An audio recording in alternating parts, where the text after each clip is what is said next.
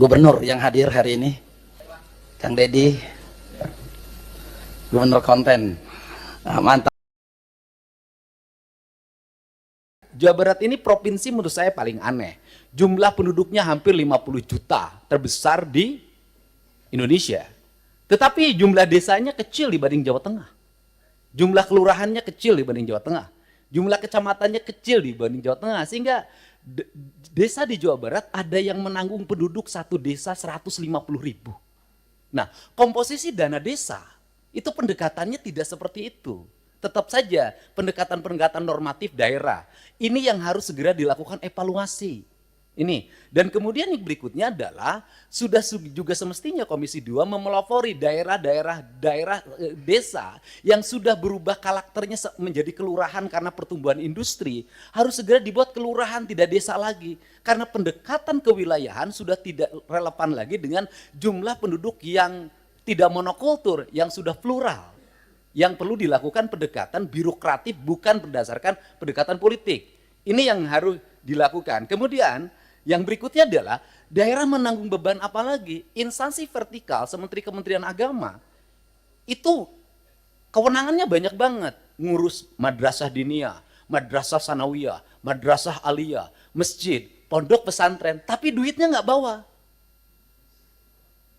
Nah, pada akhirnya kalau gubernur tidak memenuhi, kalau bupati tidak memenuhi kebutuhannya, maka nanti akan dibenturkan dengan isu agama, tidak berpihak pada kepentingan umat.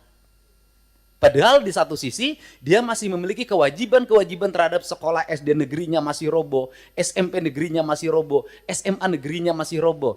Nah problem seperti ini kalau dibawa ke wilayah politik DPR, maka kita akan mendominasi kepentingan ini dibanding kepentingan internal kita, yang menjadi kewajiban dasar kita. Untuk itu nanti ke depan Kementerian Agama harus jelas. Kalau dia mengatakan bahwa masjid tanggung jawab Kementerian Agama, madrasah diniyah tanggung jawab Kementerian Agama, madrasah sanawiyah Kementerian Agama, madrasah aliyah negeri Kementerian Agama, termasuk juga madrasah aliyah swasta, pesantren adalah di bawah Kementerian Agama, uang di Kementerian Agama diperbanyak agar mereka bisa mandiri. Sehingga fiskal kabupaten, fiskal kota, fiskal provinsi sangat berimplikasi kuat bagi kesejahteraan publiknya dan bagi apa yang menjadi kewajiban dasarnya. Kemudian yang berikutnya adalah ini urusan otonomi di Jawa Barat, lucu.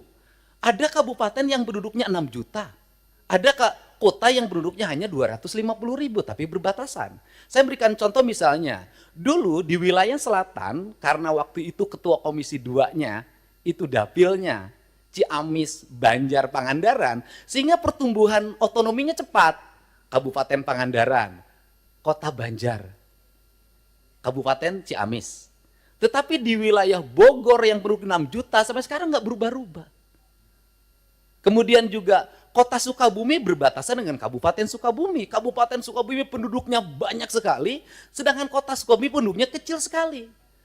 Kota Cirebon dengan Kabupaten Cirebon. Kota Cimahi berbatasan dengan Kabupaten Bandung, berbatasan Kabupaten Barat. Kotanya kecil sekali penduduknya. Tapi di sisi lain Kabupaten Bandung penduduknya besar sekali.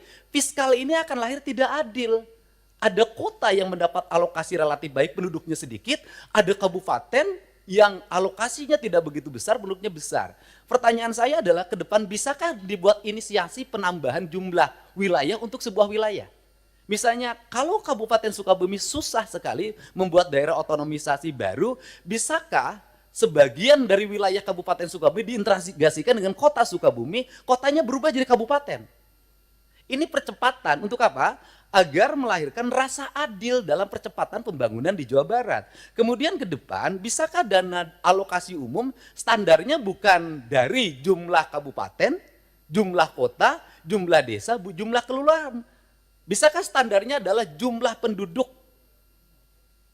Karena kalau pendekatannya hanya jumlah kota, jumlah kabupaten, jumlah kelurahan, maka Jawa Barat akan dibawa Jawa Tengah secara terus-menerus. Sedangkan beban residu akibat pertumbuhan industri berbatasan dengan ibu kota negara, berbatasan dengan Jakarta, itu memiliki implikasi luas dalam penanganan. Barangkali ini sebagai pengantar dari saya dalam pendekatan-pendekatan ke depan, dan ini amanah dari teman-teman di daerah. Semoga kebuntuan-kebuntuan ini bisa dilakukan percepatan-percepatan Karena apa? Karena daerah diperlukan upaya-upaya kita untuk melakukan perubahan-perubahan, tidak boleh secara terus-menerus dengan pola monoton seperti ini. Nah, yang terakhir misalnya hari ini daerah harus beratraksi. Misalnya penurunan di sektor alokasi irigasi di BBWS. Itu kan harus ditutup lewat provinsi karena itu kebutuhan dasar pertanian, kemudian daerah aliran sungai, dan itu berdampak pada banjir. Nah ini juga akhirnya kita banyak menutup. Kita ini dan akhirnya berbagai kegiatan di daerah itu berbagai kebutuhan di daerah yang sebenarnya itu menjadi kewenangan pusat, itu pada akhirnya juga ditutup lagi oleh daerah. Ditutup lagi oleh daerah.